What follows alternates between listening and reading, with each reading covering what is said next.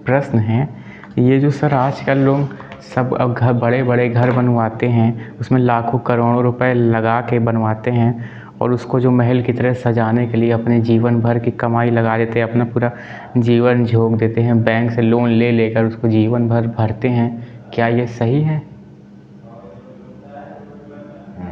अब इसमें जो है सबसे पहले जो है आपको क्या लगता है, सही है या गलत है? सर अगर हम अपनी बात अगर करें तो हमको तो सर सही लगता है, क्योंकि सर देखिए सबका सपना है, यहाँ तक कि मेरा भी, कि सब एक ना एक घर अपना बनवा के जाएं और उसको एकदम अच्छे से बना के जाएं। कि सर ये सर सपना सबका है, जैसा जाए जो है, जिसको सर पूछिए ये कहता है एक घर तो बनवाएंगे, उसको बहुत अच्छा बनवाएंगे। तभी सर देखिए आज सबके घर सब अपने पूरे जीवन की कमाई लगाते, ये नहीं सोचते कि आगे होगा क्या, सब यही लगा देते हैं। अब यही मेरा प्रश्न है सर, ये जो सही करते हैं कि इन लोग गलत करते हैं सर? अब तुमने तो इस प्रश्न का उत्तर खुद ही दे दिया ना कि सही है, सही कर रहे हैं मेरे हिसाब से। तो यस। जब तुम्हारे हिसाब से सही है तो सही है, फिर इसमें संदेह कैसा है यार? नहीं सर, ऐसा तो नहीं हो सकता। मेरे हिसाब से तो सर बहुत चीज़ सही होती है, मगर गलत तो होती है ना सर। सत्य तो सत्य ही रहेगा ना सर। तो आइए आपका प्रश्न एक बार और हम देखेंगे। सर मेरा दूसरा प्रश्न ये है सर, भगवान होते हैं कि नहीं होते? अगर सर भगवान होते हैं तो हम कैसे जान सकते हैं कि भगवान सही में होते हैं? तो कैसे, किस रूप में होते हैं भगवान सर? जैसे सर हमें दिखाया जाता है कि भगवान सर एक अलग शरीर में प्रकट होते हैं सबके सामने, तो क्या सर वो सही है कि वो गलत है सर? कहाँ दिखाया जाता है? सर सीरियलों में बताया जाता है, जब हम लोग जैसे कि किताबें पढ़ते हैं, जैसे मान लीजिए हम लोग रामायण महाभारत पर, तो उसमें दिखाया जाता है कि भगवान प्रकट हुए, आए, आशीर्वाद दिए सबको, तब गए। जैसे रामायण पढ़ते हैं तो दिखाया जाता है कि रावण को स्वयं शंकर जी आके प्रत्यक्ष रूप में आके आशीर्वाद दिए थे। तो सर ये सर सही है कि सर ये गलत है? अच्छा ठीक है बेटा, आपका प्रश्न है, ये जो आजकल सब लाखों करोड़ों का घर बनाते हैं, उसको जो महल की तरह सजाने के लिए जीवन भर की कमाई लगा देते हैं, क्या ये सही है? तो आपने अपना मत दिया कि सही है। आपने कहा सही इसलिए कि क्योंकि सबका सपना होता है ये करना ये ना करना, इसलिए आपका भी सपना था घर बन जाए, ये हो जाए, सपना है, तो इसलिए आप इसको सही कह रहे हो। सपना है, ठीक है। घर बनवाने तक की, देखो बेटा, घर बनवाने तक की बात अगर रहती है कि हमारा जो है गुजारे भर का रूम बन जाए, पढ़ने लिखने तक की सुविधा रहे, खाने पीने का घर बन में हो जाए सब व्यवस्था, यहाँ तक तो ठीक है। लेकिन जब घर को कोई चमकाने में लग जाता है, टाइल्स मार्बल्स और ये सब लगाने में लग जाता है, तो घर तो देर से चमकता है, वो पहले चमक जाता है।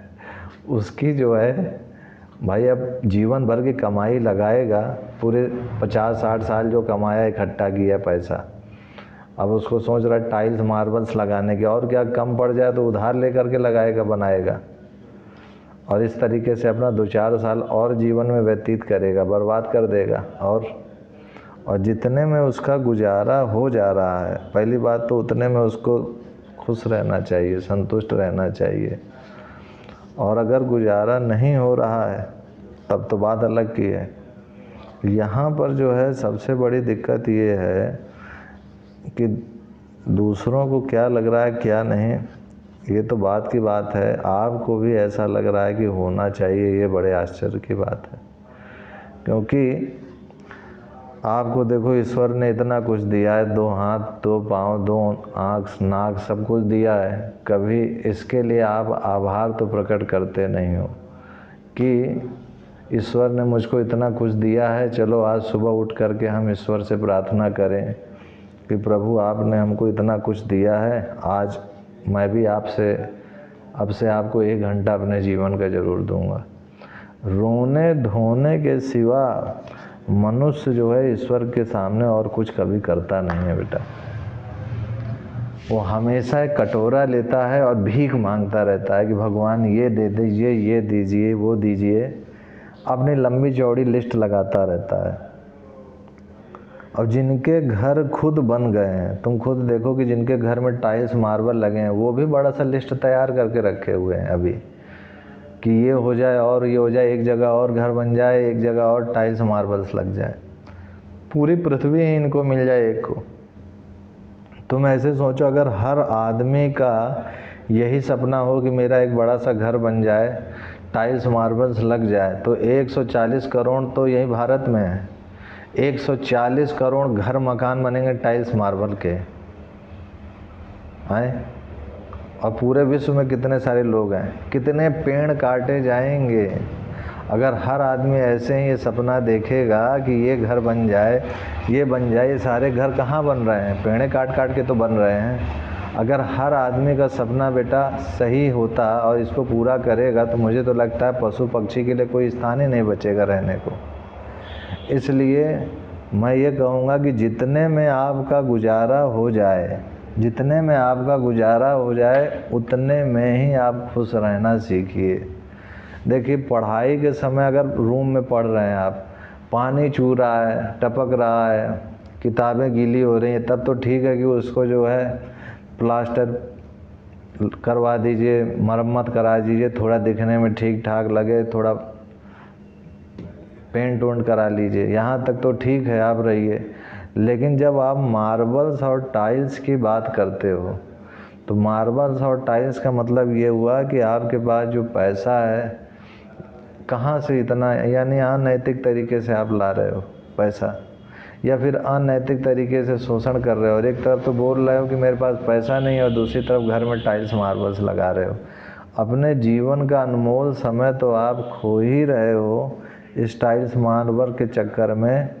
अपने अंदर की सुख शांति भी खोते जा रहे हो। जिस चीज़ के लिए बेटा आपका जो वास्तविक में मनुष्य जन्म हुआ था, अपने आप को जानने के लिए कि मैं हूँ कौन, उसका बोध के लिए, उस बोध के लिए तो आपने कभी समय दिया ही नहीं ना। अब थोड़ा बहुत बना लिया, घर द्वार, रूम रहने का हो गया, लेटरिन बाथरूम किचन ठीक है, रहने का हो गया सही। अब उसको चमकाने में एकदम लगे हुए हो, तो अपने आप को कब चमकाओगे? या तो बाहर वाले दुनिया के रूम को अपने चमकाओ, या फिर अपने अंदर में बैठे परमात्मा को प्रकाशित कर लो। दो में से एक ही हो सकता है, दोनों एक साथ नहीं हो सकते बेटा। और अगर वो करने से कईयक जीवों का भला है तो करो, उसको करने से तो केवल आपका ही ऐसो अय्यास की ज़िंदगी दिखेगी, और क्या दिखेगा? अय्यासी वाली ज़िंदगी। एसी लगा लिए, टाइल्स मार्बल्स लगा लिए, और अय्यासी की तरह अपना जीवन बिताना चाह रहे हैं। तो अय्यासी की तरह जब जीवन बिताएंगे तो उसका फल भी, परिणाम में दुख भी तो मिलेगा ना। जहाँ भोग है वहाँ रोग है, तो जहाँ भोग आएगा बेटा, वहाँ पर रोग भी आना चालू हो जाएगा। और तुम्हारा शरीर प्रकृति से उतना ही दूर हो जाएगा। तुम्हारा शरीर तो नेचर से बना है ना, तुम नेचर से अपनी सारी चीज़ों को, शारीरिक गतिविधियों को दूर करके आर्टिफिशियल चीज़ों से जोड़ रहे हो। पंखा की हवा खा रहे हो, इससे भी तुम्हारे शरीर जो है क्या होंगे, बीमारी तो होंगे। देख रहे हो इम्यूनिटी सिस्टम कितना कमज़ोर होता जा रहा है युवा पीढ़ी का। ज़रा सा मौसम चेंज हो जा रहा है तो जुखाम सर्दी खांसी पकड़ ले रहा है, ज़रा से ये हो रहा है तो ये पकड़ ले रहा है, एक नई बीमारी पकड़ रही। क्यों पकड़ रही? तुम्हें को देखो हर्षित जी, इतनी सारी आपके पास हैं। अभी आप गए डॉक्टर को दिखाने, लीवर किडनी आपका भी धीरे धीरे ख़राब हो रहा है। कैसे ख़राब हो रहा है? ना सुबह उठ करके आप दौड़ रहे हो, ना सुबह उठ करके डॉक्टर जो कह रहा है कि सुबह उठ करके शुद्ध स्वच्छ हवा लीजिए, प्राणायाम कीजिए, कुछ कर नहीं रहे हो। ऊपर से अभी लक्ष्य बनाए हो कि हाँ मेरा भी एक संगमरमर और टाइल्स का बना हुआ घर हो जाए।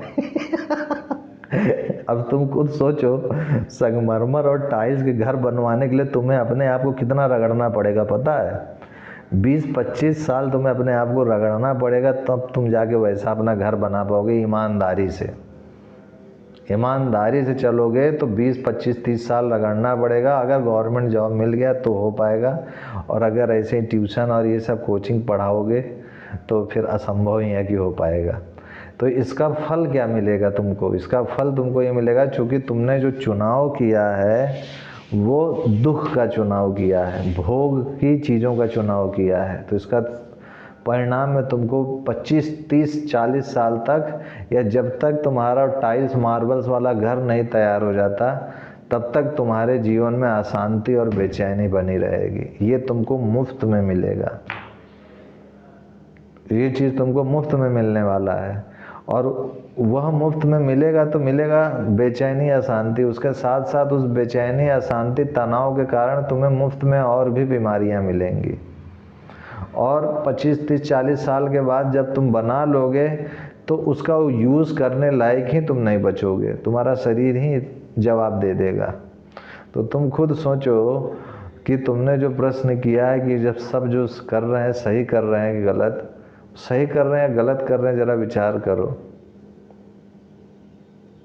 खुद जो है विचार करो, प्रश्न पूछो कि और कुछ पूछना है इसमें कि नहीं पूछना है। तुम 25-30 साल तक बनवाओगे ना, मेहनत करोगे ना इसको पाने के लिए बेटा। अब इसको पाने के लिए कोई राजा महाराजा तो तुम हो नहीं कि बस चाहे और बन गया, तुम्हें मेहनत करना पड़ेगा। और किस चीज़ के लिए? इस घर को बनाने के लिए केवल। उसके लिए तुम्हें कपट करना पड़ेगा, झूठ बोलना पड़ेगा, किसी से लूटना पड़ेगा किसी को, तब तो जा करके तुम घर एक बना पाओगे टाइल्स मार्बल्स का।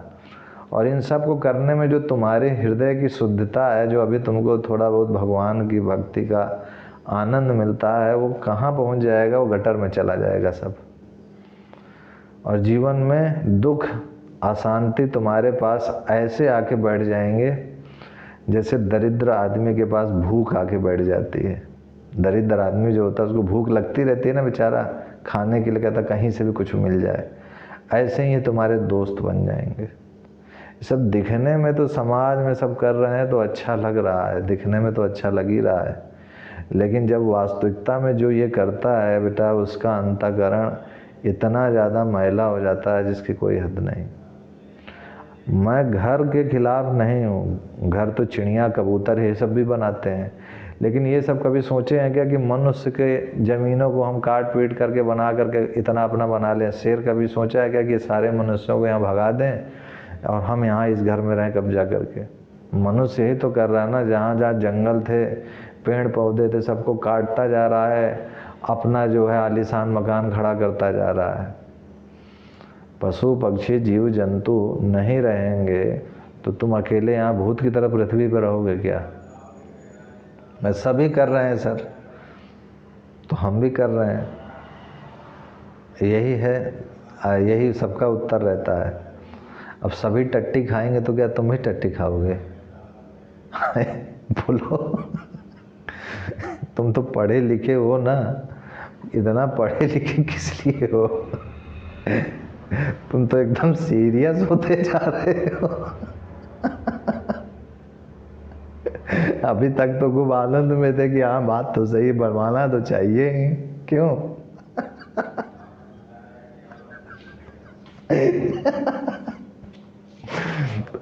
अब जो है देखो कितनी सारी कमियां सामने आ रही कि नहीं, गौर कर रहे हो इस चीज को?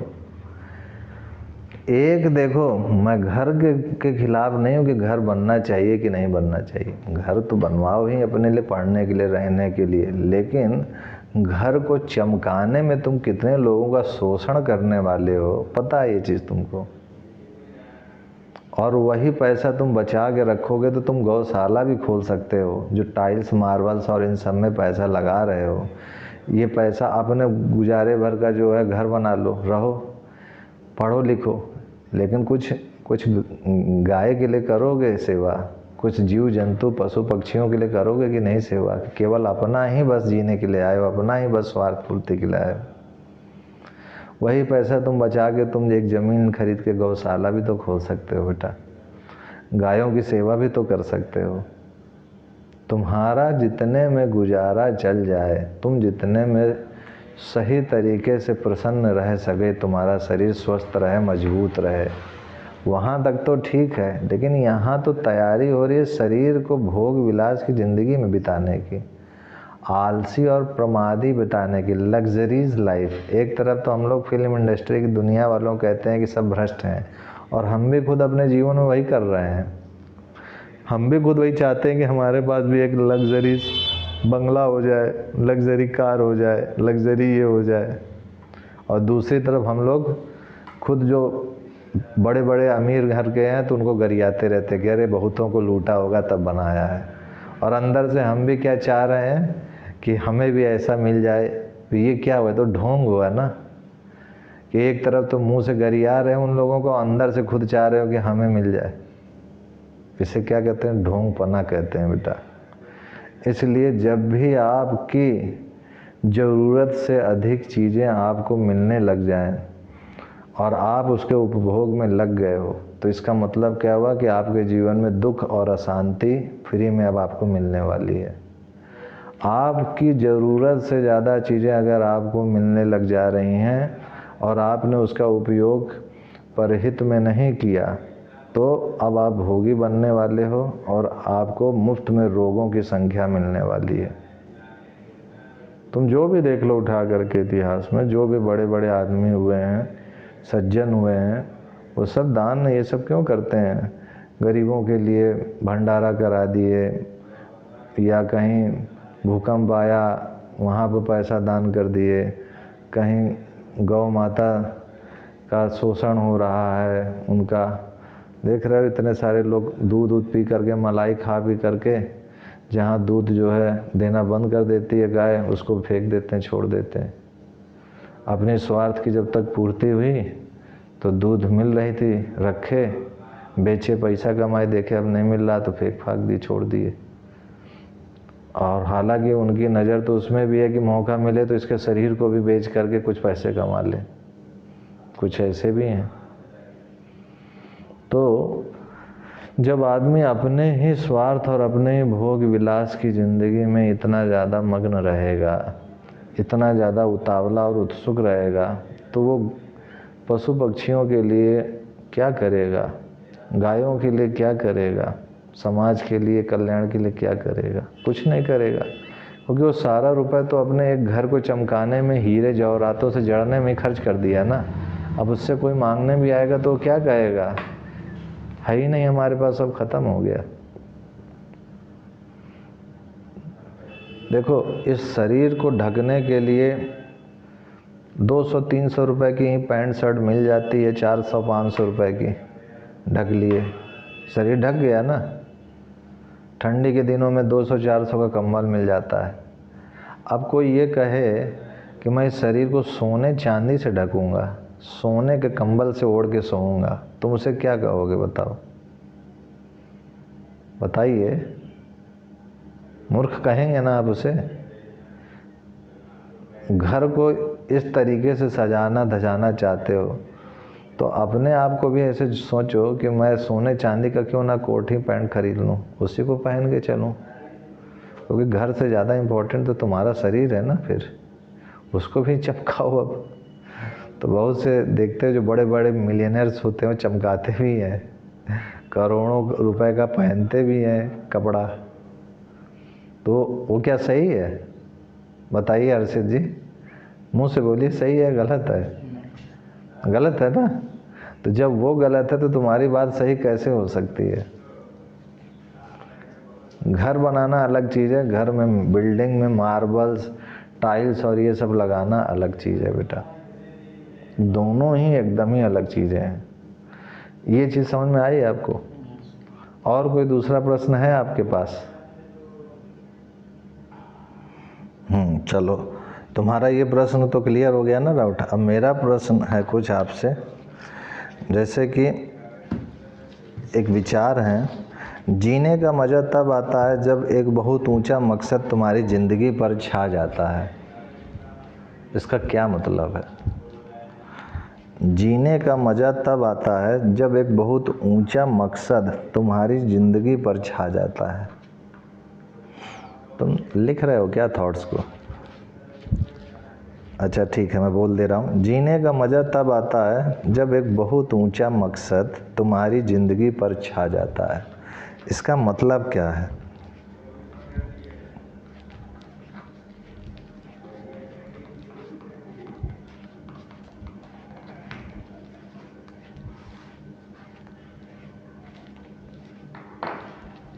हम्म,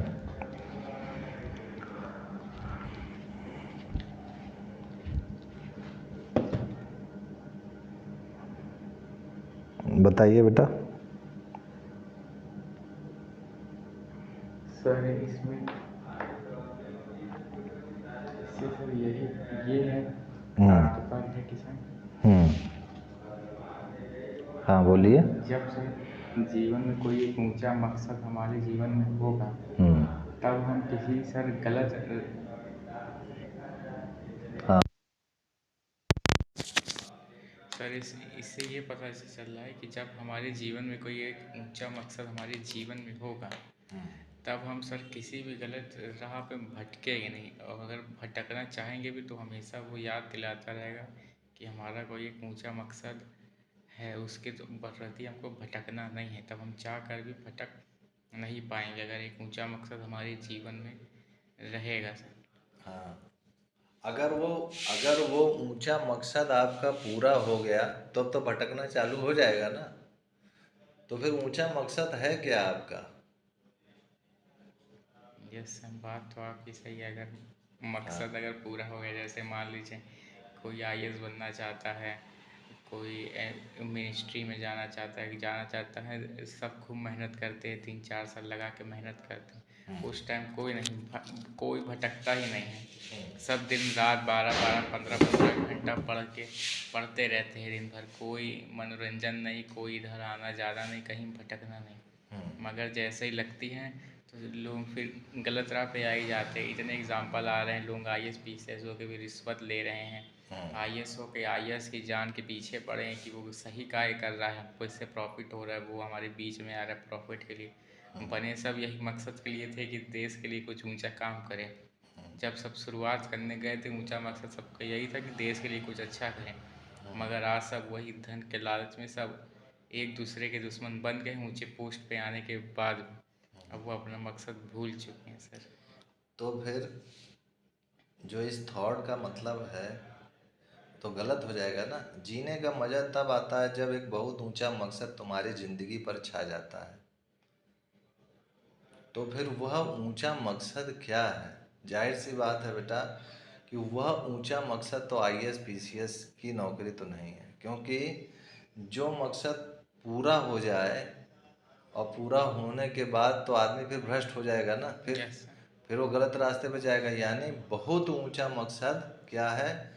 ऐसा बहुत ऊंचा मकसद हो जो कि अनंत हो, जिसका यस। कोई था ना हो।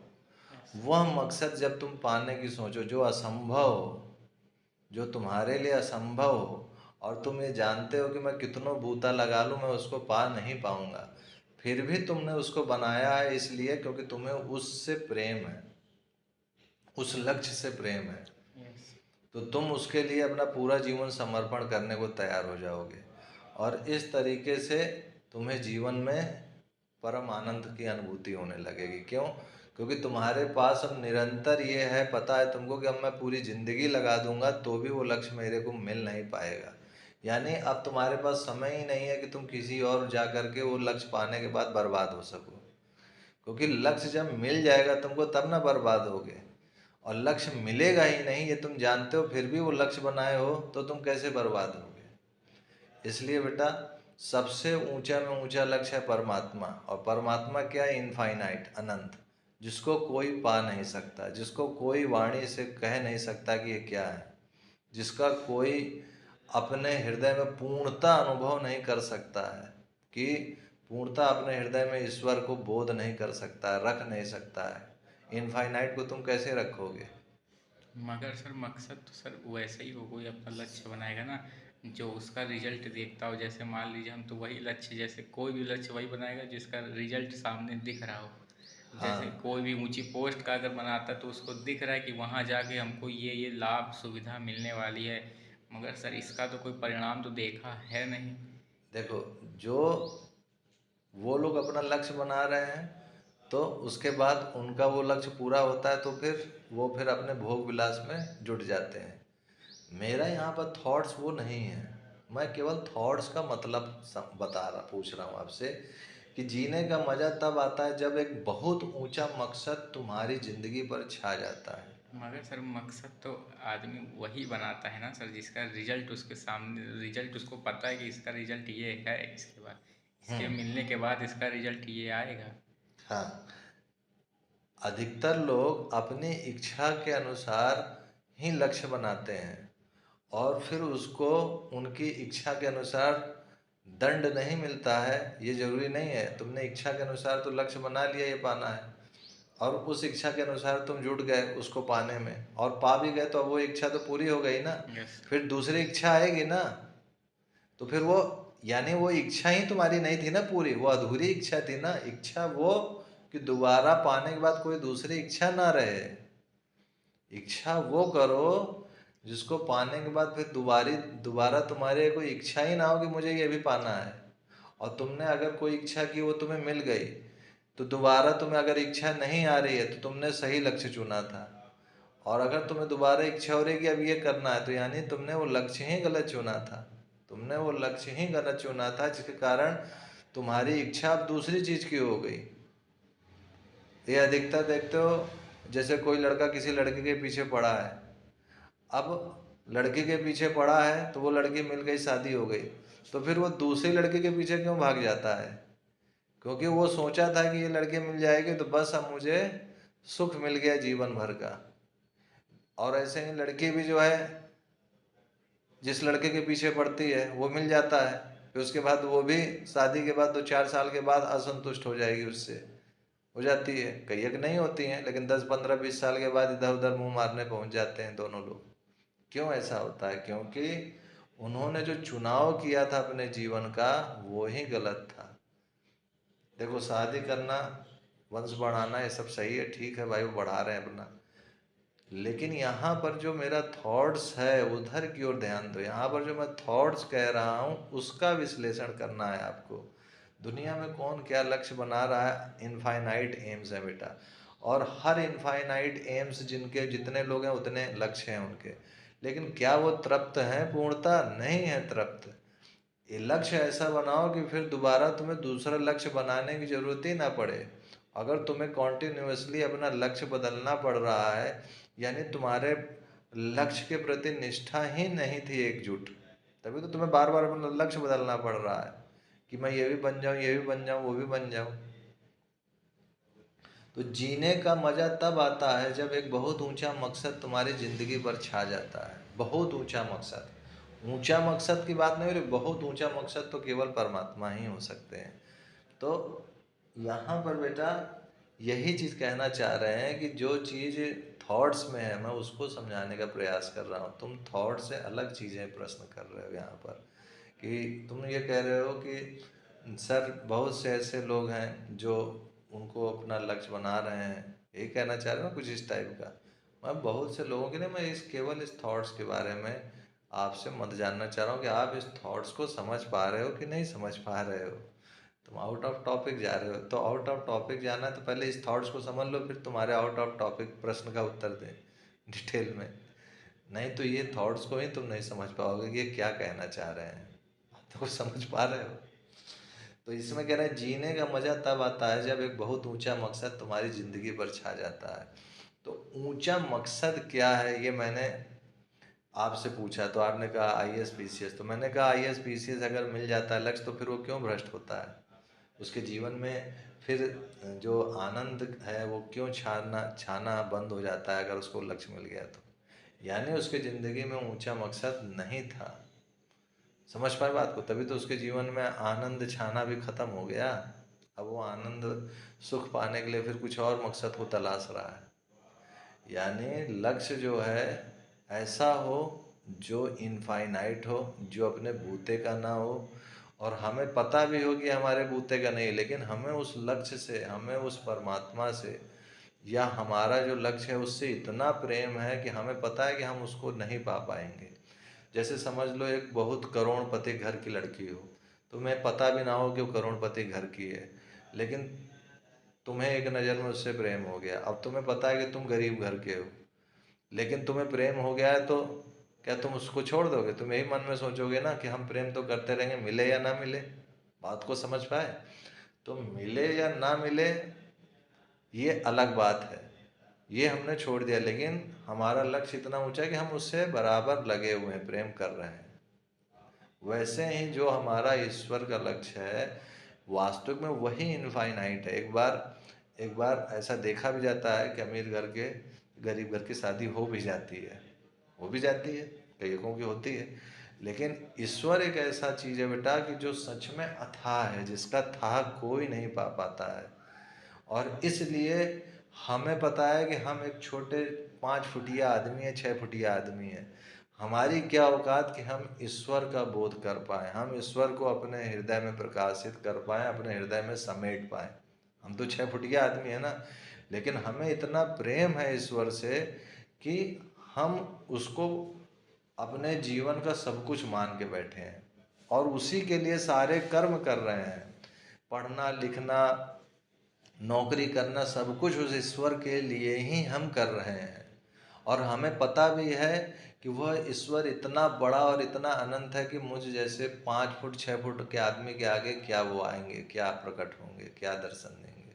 समझ पा रहे हो? जो अनंत है, जिसका कोई था नहीं है बेटा, वो हम जैसे छोटे तुच्छ आदमी के सामने कैसे आ पाएगा? लेकिन हमें उससे इतना प्रेम है, और उस प्रेम ही जो उस परम पिता परमेश्वर से जो हमारा प्रेम है, जो उस विश्वेश्वर से जो हमारा प्रेम है, वही हमारे जीवन में इनफाइनाइट सुख और शांति ला देता है। कैसे ला देगा? क्योंकि अब हम मान लो ईश्वर को प्रेम करते हैं, तो अगर हम लोग कोई गलत काम करने जाएंगे तो तुरंत हमारे चित्त में आएगा कि क्या इससे हमारे ईश्वर प्रसन्न होंगे? हमारा लक्ष्य तो उनको पाना है।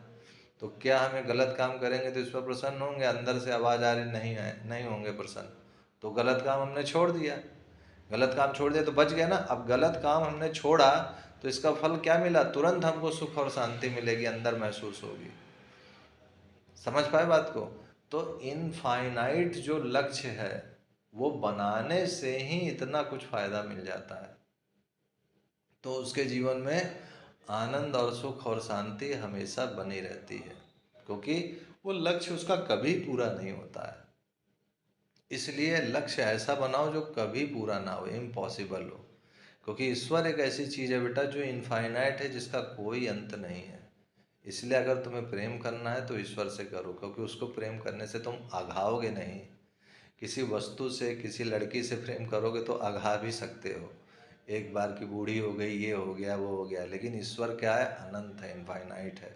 उससे तुम ही बूढ़े होके चले जाओगे, लेकिन वह कभी बूढ़ा नहीं होता। समझ पा रहे हो बात को? इसलिए अगर तुम अपने जीवन में सुख और शांति चाहते हो, प्रसन्नता चाहते हो, तो ऊंचे में ऊंचा ईश्वर है। ईश्वर तो एक शब्द हमने नाम दे दिया है, हालांकि उसका कोई नाम भी नहीं है, उसका कोई रूप भी नहीं है, उसका कोई गुण भी नहीं है, उसका कोई आकार भी नहीं है, उसका कोई मकसद भी नहीं है। हम लोगों का मकसद है, हम लोग चर्चा कर रहे हैं, लेकिन उनका मकसद भी कुछ नहीं है। वो बिना मकसद के सब कुछ रचता है, सब कुछ करता है, ऐसा उपनिषद कहते हैं बेटा। अब मेरे को तो पता है नहीं, मुझे तो बोध है नहीं, इसलिए मैं तो केवल प्रेम ही कर सकता हूँ उनसे, और इसलिए मैं प्रेम करता हूँ, बस इतना काफ़ी है। अब इसमें मैं यही बस कहना चाह रहा हूँ कि इस थॉट्स में बस हमको ये कहा जा रहा है कि जीने का मज़ा तब आता है जब एक बहुत ऊंचा मकसद तुम्हारी ज़िंदगी पर छा जाता है, और साथ में तुम्हें ये भी पता रहे कि वो मकसद मुझे कभी नहीं मिलेगा, फिर भी मुझे उस मकसद से इतना प्रेम है, इसलिए मैं उसको पाने के लिए दृढ़ हूँ।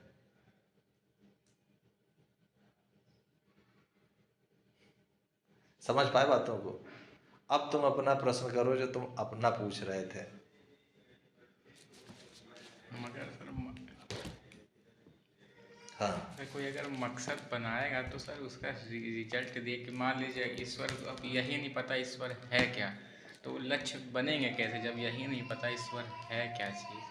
तो लक्ष्य चाहे कैसे बन जाएगा लक्ष्य कि वही लक्ष्य बनना है? देखो बेटा,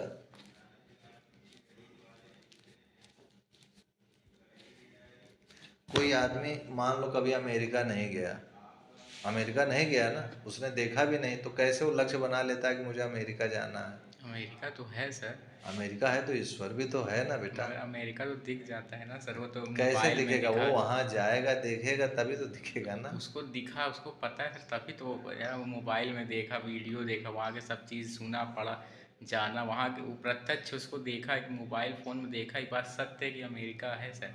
हम्म। वो तो इसको जान रहा, तब जाने का लक्ष्य बना रहा है। ईश्वर को तो किसी ने देखा नहीं, हम्म। अब किसी ने जाना नहीं। अब क्योंकि जब जाने हमको पता ही नहीं ईश्वर क्या चीज़ है, तो लक्ष्य फिर बनेगा कैसे? देखो, ईश्वर है कि नहीं तो फिर ये प्रश्न करो। फिर लक्ष्य सर तभी तो बनेगा ना सर, जब देखो, देखो तुम्हारा प्रश्न ये है कि जब हमने ईश्वर को देखा ही नहीं, जाना ही नहीं, तो फिर हम कैसे जो है उनको प्रेम करें, यस। है कि नहीं। मैं ये कहता हूँ, तुम्हारे माँ बाप हैं तुम्हारे माँ बाप। तुमने देखा है क्या अपने माँ बाप को, कैसे देखा है। आँख सर सामने दिखते हैं। अरे तुम जब पैदा हुए हो, तुम्हें याद है कैसे पैदा हुए हो, कैसे तुम निकले हो। सर सबको अरे पता है, बायो में पढ़ाया जाता है कहाँ अरे वो से सब निकले। पढ़ाया जाता है ना किताबों में, वैसे तो किताबों में ईश्वर के बारे में पढ़ाया जाता है, तो कौन देखा निकलते हुए तो ईश्वर। सभी देखते हैं, हम तुम नहीं अपने देख। आप को देखे हो, तुम्हें याद है हम बाकियों को तो कि देख तुम सकते हैं ना सर तुम निकलते हुए। अपनी माँ से ही पैदा हुए हो, ये तुम्हें याद है, देखे हो। अरे कई क्या बात करते हो यार, एक दिन के अभी तुम हो, तुम्हारी स्मृति में नहीं होगा कि तुम कितना कष्ट पाए हो पैदा होते समय। तुम ये कैसे कह सकते हो कि तुम्हें याद है। तुमने तुम्हें अपने माता पिता की भी सही जानकारी नहीं है, यानी तुम्हें नहीं, पूरे संसार में जो भी है किसी को भी जानकारी नहीं सही है। उनके माता पिता उनको पालते हैं, पोसते हैं, जब वो 4 साल 3 साल का होता है तो उसको ये बताते हैं कि इसको मामा कहते हैं, इसको चाचा कहते हैं, इसको पापा कहते हैं, इसको मम्मी कहते हैं। यानी उस जीव को ये भी नहीं पता है कि मेरे माँ बाप कौन है, लेकिन वो फिर भी जीवन भर माँ बाप मामा मामा पापा करता रहता है। जीवन भर वो करता है बेटा, बताओ करता है कि नहीं, क्यों कर रहा है भाई। उसको तो ये दिमाग में फिट किया गया है ना, उसने देखा है क्या पैदा होते अपने आप को, याद है उसको, स्मृति है क्या, ईमानदारी से बताओ तुम। नहीं। ईमानदारी से सोचो और बताओ। लेकिन तुम मान रहे हो ना, अगर तुम ये प्रश्न करते हो कि ईश्वर है कि नहीं है, तो तुम्हें सबसे पहले ये प्रश्न कर लेना चाहिए कि मेरे माँ बाप जो जिनको मैं बोल रहा हूँ वो हैं कि नहीं है, कहीं वो नकली तो नहीं है, किसी और का तो मैं बेटा नहीं हूँ, ऐसा भी हो सकता है बेटा। ये प्रश्न वैसा ही है, इस प्रश्न का उत्तर ऐसे ही दिया जा सकता है, क्योंकि तुमने ईश्वर को नहीं देखा तो तुमने अपने माता पिता को भी नहीं देखा है बेटा। वास्तव में तुम्हें ये 4 साल के हुए तो संस्कार दिए गए हैं, बुलवाया गया है, समझाया गया कि ये तुम्हारे पिताजी हैं, इनको पिताजी बोलते हैं, ये तुम्हारी माताजी हैं, इनको माताजी बोलते हैं, ये दोस्त है, ये इसको दोस्त कहते हैं, ये गुरु जी हैं, इनको गुरु जी कहते हैं। ये सब तो संस्कार में आते हैं ना, तो ये संस्कार तुम्हें सिखाया गया है, तुमने इसको न प्रूफ के साथ देखा है, न कुछ विश्लेषण किया है। अगर तुम पूर्व जन्म के सिद्ध महात्मा होते तो तुम ये देख सकते थे कि गर्भ से मैं निकला हूँ और ये मेरी माता है, उनकी स्मृति होगी, कोई योग शक्ति उनके पास हो, सामर्थ्य है तो देख ले सकते हैं। मगर सर आज इतना तो है, सब पता कर सकते कौन मेरा असली माँ है बाप है।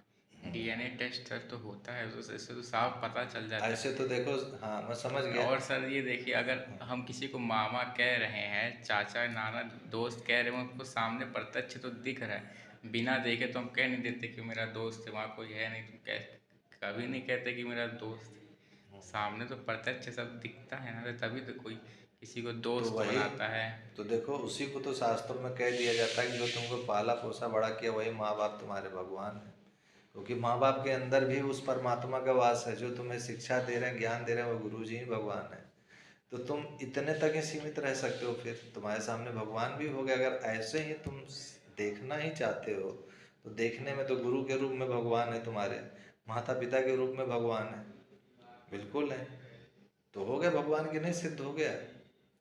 तुम कह रहे हो भगवान होते हैं कि नहीं होते, तो हो गया भगवान। अगर आंखों से ही देख के तुम मानते हो तो माँ बाप के रूप में तुम्हारे भगवान है, गुरु के रूप में तुम्हारे भगवान है। अब आप उस भगवान को फिर ढूंढना चाह रहे हो। तो फिर अगर तुम ऐसे देखने की बात कर रहे हो तो देखने में तो तुम्हारे को तुम्हारे मामा दिख रहे हैं तो तुम कह रहे हो हाँ ये मामा है। तुम्हारे माता पिता भी देख रहे हैं तो शास्त्र तो ये भी कह रहा है कि माता पिता गुरु भगवान होते हैं। गुरु ब्रह्मा गुरु विष्णु गुरु देवो महेश्वर। ब्रह्मा विष्णु महेश को तो तुमने नहीं देखा है, लेकिन गुरु को तो देख रहे हो ना, तो वो भगवान हो गए तुम्हारे लिए। तुम उन्हीं को भगवान मान के पूजा करो, उनकी बात मानो, बस सीधी बात हो गई। अगर आंखों से देखना चाहते हो, लेकिन तुम अपने इन मानवीय आंखों से, इस मानवीय बुद्धि से जो देखोगे वो क्या देखोगे, कैसा देखोगे? जो इन इंद्रियों की सीमा होगी। अब हम लोगों को इंफ्रारेड रेज नहीं दिखता, कुत्ते को दिखता है, तो क्या इंफ्रारेड रेज नहीं है? इंफ्रारेड रेज है कि नहीं है? कुत्ते को इंफ्रारेड रेज दिखता है। अब तुम कहो कि मुझे मेरी आंखों से तो इंफ्रारेड रेज सर दिखता ही नहीं है, तो ये है ही नहीं। तुम्हारी आंखों से सूक्ष्म छोटे छोटे बैक्टीरिया जो अभी भी इस हवा में है नहीं दिख रहे हैं, तो क्या नहीं है? है बेटा। वैसे ही जो तुम्हारे बुद्धि को चला रहा है, तुम्हारी आंखों को देखने की शक्ति दे रहा है, तुम जब सो जाते हो तो स्वप्न में एक नई सृष्टि बन के खड़ा कर देता है, वो कौन है? उसको तुम ढूंढो तो तुम्हें उसका उत्तर मिलेगा कि वो वास्तव में है कि नहीं है। लेकिन वह तुम्हें अपने आप से ही प्रयत्न करना पड़ेगा। ईश्वर को तुम लाख गालियां दे लो, लाख धुतकार लो, मानव की तरह नहीं है कि तुम उसको अपमानित करोगे, गाली दोगे तो वो आएगा अपने सम्मान के लिए तुम्हारे पास।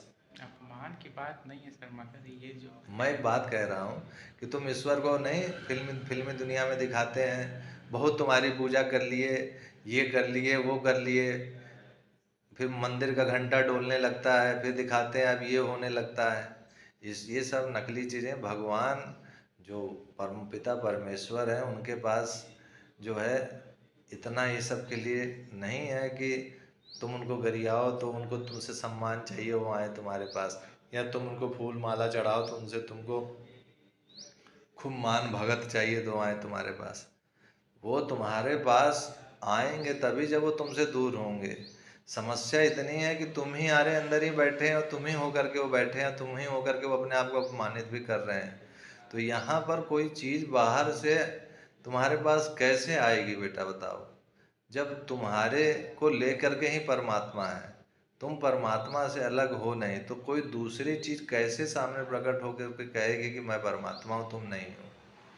समझो इस बात को कि परमात्मा को तुम दूसरी वस्तु समझ रहे हो। जैसे कि कोई दूसरी वस्तु है, ये घड़ा है, ये घड़ा दिख रहा है, ये आदमी है दिख रहा है, वैसे तुम परमात्मा को एक वस्तु की टाइटल देना चाह रहे हो।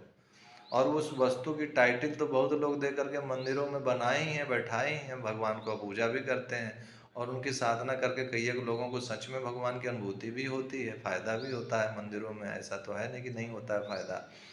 लेकिन तुम जब तक ईश्वर को दूसरा मानोगे अपने से, तो तुम्हें दूसरे भगवान की तलाश है जो सामने आके खड़ा हो।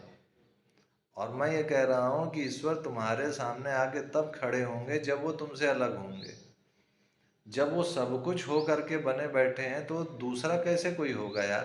परमात्मा के सिवाय संसार में ना कुछ था, ना कुछ है, ना कुछ होगा कभी। लेकिन जब दूसरा चीज आकर के क्रिएट हो जाती है ना, कि हमें अपनी आंखों से दूसरी चीज देखनी है, तो तुम दूसरी चीज भी जो देख रहे हो जिस भी रूप में, वो भी परमात्मा ही है। पेड़ पौधों के रूप में, हर रूप में परमात्मा, ऐसा उपनिषद कहता है कि संसार में जो कुछ भी वस्तु विषय है वो सब ईश्वर ही है। यानी तुम जो बोल रहे हो, तुम जो सोच रहे हो, या कुर्सी पे भी बैठे हो, या जहाँ भी जा रहे हो वहाँ भी वो हैं, मतलब सर्वत्र हैं। लेकिन इसके लिए तुम्हें अपने आप को इतना ज़्यादा तपाना पड़ेगा कि तुम्हें उनका बोध हो सके। और तपाना क्या पड़ेगा? जो तुम्हारे मन में जैसे स्वच्छ जल है, उसके ऊपर काई जमी है, उस काई को हटाते हैं स्वच्छ जल दिख जाता है ना। तो जो मन रूपी काई है, जो तुम्हारे शुद्ध स्वरूप को ढकी हुई है, वह जब तक हटेगी नहीं, तुम्हें उसका प्रकाश होगा नहीं। और जब तक वो प्रकाश होगा नहीं, तो वही काई का काम ही है तुमको दूसरी जगह परमात्मा को दिखवाते रहना कि ढूंढो कहाँ है परमात्मा। जैसे हिरण है, हिरण के पास उसके शरीर में कस्तूरी रहती है और उस कस्तूरी से पूरा जंगल महकता है और वो कस्तूरी की सुगंध के लिए पूरे जंगल में भटकती है कि कहाँ से महक आ रही है। खुद उसके शरीर में कस्तूरी पाई जाती है और खुद ही वो उसकी महक को नहीं जानती और वो बाहर ढूंढती फिरती रहती है कि मुझे ये कस्तूरी चाहिए, पता नहीं कहाँ से महक आ रही है। वो उसको ढूंढती रहती है और कभी वो उसको नहीं ढूंढ पाती है। अंत में थक जाती है पूरे जंगल में और फिर अपने घर जाके पहुंच करके सो जाती है। उसको मिल ही नहीं पाती वो सुगंध कि कहाँ से आ रही है, आएगी कहाँ से, क्योंकि वो अंदर तो कभी जा ही नहीं रही। उसको पता ही नहीं कि मेरे शरीर में ही है कस्तूरी, तो बाहर ढूंढ रही है। तो परमात्मा के साथ भी बेटा कुछ ऐसा ही है कि जो रहस्यों का भी रहस्य है, जिसको पाना बहुत मुश्किल है, जिसको पाया ही नहीं जा सकता, मुश्किल की तो बात ही छोड़ दो, जिसको केवल प्रेम से हृदय में कुछ उसकी झलकियों की अनुभूति की जा सकती है, कुछ उसकी महिमा का वर्णन करके आनंद लिया जा सकता है हृदय में, वो विशाल परमात्मा मेरा लक्ष्य है। तो जिसका ऐसा लक्ष्य होगा वो जीवन भर कभी भ्रष्ट ही नहीं होगा, क्योंकि वो जीवन भर उस लक्ष्य को पा ही नहीं पाएगा। क्यों नहीं पा पाएगा? क्योंकि जो अनंत है उसको कोई कैसे पा सकता है इस 6 फुट की शरीर से? 6 फुट के शरीर में से नहीं पा सकता। हाँ, उसका बोध वो कर सकता है। बोध करके उस परमात्मा में विश्रांति पाके ये बोला जा सकता है कि हाँ, ये आत्म साक्षात्कारी है। लेकिन वास्तविकता में उस इनफाइनाइट को उस 6 फुट में कैसे इनफाइनाइट समा पाएगा? समझ पा रहे हो बात को? जिसका कोई अंत नहीं है, जो सर्वत्र है, वो उस शरीर में भी है, वो शरीर सहित ही परमात्मा है। ये बात समझ पाए बातों को? दूसरा प्रश्न खत्म हो गया तुम्हारा। तीसरा प्रश्न है? हाँ, पूछिए। मगर सर देखिए, जितनी भी कहानियाँ, जितने चीज़ों से हम लोग को पता चला कि भगवान हैं, तो पर इस सब चीज़ों से यही पता चला ना कि कहीं बाहर हैं, कैलाश पर बैठे हैं, वो नाग पर बैठे हैं। तो किन पता चीज़ों से पता चला आपको कि इतनी कैलाश पर है? जो कहानी सुनते हैं सब, कैसे हम लोग को पता चला कि भगवान हम लोग कहानी सुनते हैं, कहाँ सुने हैं? पता टीवी पे दिखाया गया, रामायण देखे सब, हम्म, महाभारत सब देखे, तो हम लोग को तो अलग ही शरीर में भगवान दिखे ना, अपने अंदर तो हम लोग कहीं दिखे ही नहीं। हाँ और तो और जब होते हैं कि लोगों को वरदान मिला, वो भगवान बाहर से आके दिए ना सर, यही तो थे कि भगवान, उन लोग तपस्या किए, भगवान प्रकट हुए, फिर उन लोग को आशीर्वाद दिए, फिर उन बोलो, मैं सुन रहा हूँ। तो बोलते हैं सब तो सर भगवान बाहर ही से आके तो सर दिए ना। देखो बेटा, सबसे पहली बात तो टीवी सीरियल में जो भी दिखाया जाता है, जो भी नहीं दिखाया जाता है, या उनसे आपने यही समझा तो अच्छी बात है। आप जो है जिस भगवान को कह रहे हो वो उसी भगवान का तो मैंने एग्जाम्पल दे दिया ना, गुरु के रूप में, माता पिता के रूप में, है कि नहीं? वैसे ही श्री राम के रूप में, श्री कृष्ण के रूप में, महादेव के रूप में वो हमारे भगवान होते हैं। क्यों होते हैं? क्योंकि वो उस शरीर से ही उस पर ब्रह्म पिता परमेश्वर का साक्षात्कार कर चुके हैं, इसलिए वो साक्षात ब्रह्म ही हो चुके हैं। इसलिए जो भी ऋषि मुनि हुए या फिर जिनको भी हम भगवान मान के पूछते हैं, वो उस शरीर से उस परम पिता परमेश्वर का बोध कर चुके हैं, उसमें विश्रांति पा चुके हैं, उसमें उनकी निर्विकल्प समाधि हो चुकी है प्रतिष्ठित। इसलिए हम उनके शरीर सहित उनको नमस्कार और प्रणाम करते हैं। तो जो भी साकार रूप से हमको दिख जाते हैं तो वो बोलते हैं उनका वरदान भी सही होता है, क्योंकि वो सही भी उस परमात्मा की सत्ता से होता है। जो परम पिता परमेश्वर हैं, उन्हीं की शक्ति से, उन्हीं का बोध करके ही वो जो जिसको भी वरदान दे देते हैं वो उसका सही हो जाता है।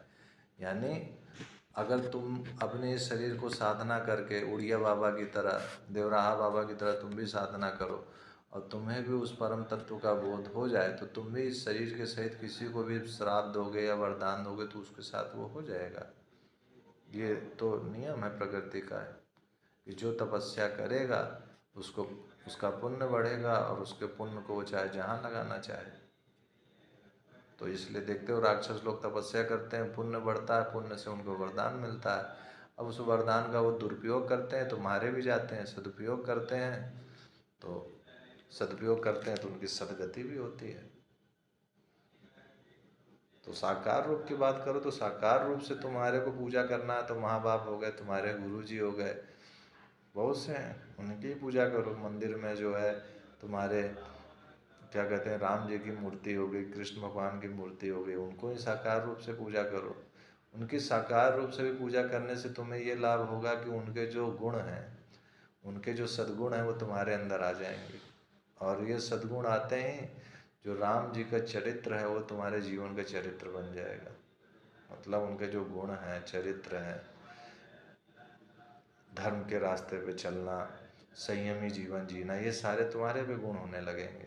इसलिए जो भी तुम्हारा इष्ट देव है, जिसको भी तुमने अपना इष्ट देव बनाया है साकार रूप में, तो तुम उनकी पूजा करोगे तो उनके जितने भी सद्गुण हैं, जो भी गुण हैं, वो तुम्हारे अंदर अपने आप विकसित होने लगेंगे। अगर तुम उनकी ईमानदारी से उपासना कर रहे हो तो।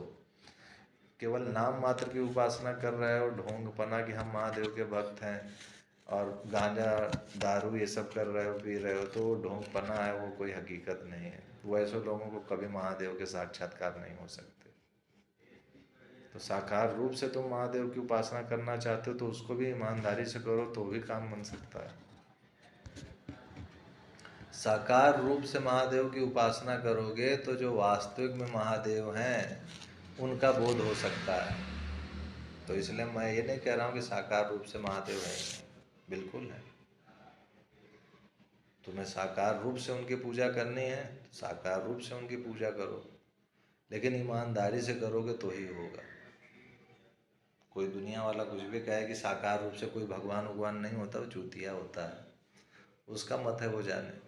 लेकिन साकार रूप से भी भगवान होते हैं, क्योंकि हम लोग भगवान कहते किसको हैं ये जानना जरूरी है। भगवान वह जो अपने आप को जानता हो, जिसको अपने आप का बोध हो कि मैं हूँ कौन, वो भगवान हो गया। भगवान बस इतना ही है। लेकिन जो ब्रह्म है, जो सर्वत्र है, उसमें बहुत सारे भगवान आ जाते हैं। इसलिए हमारे में 33 देवी देवता, 33 करोड़ देवी देवता बोल दिए जाते हैं। लेकिन भगवान तो हमारे में भी ब्रह्म तो एक ही है। उस ब्रह्म का साक्षात्कार किए हुए इतने सारे लोग हैं, तो इसलिए इतने सारों को भी हम भगवान बोल देते हैं। समझ पाए। और आज भी जिस शरीर से भी कोई भगवान का साक्षात्कार कर लेता है तो हम उसको भी भगवान बोल देते हैं। जैसे कि अभी देवराहा बाबा थे, पानी पे चल देते थे, तो उनको ब्रह्म ऋषि देवराहा बाबा कोई बोलता था। उनकी मूर्ति भी बना के आज भी लोग भगवान की तरह पूजा करते हैं। हाँ, तो समझ पा रहे हो, ये चीज़ है। और कोई प्रश्न हो तो पूछो।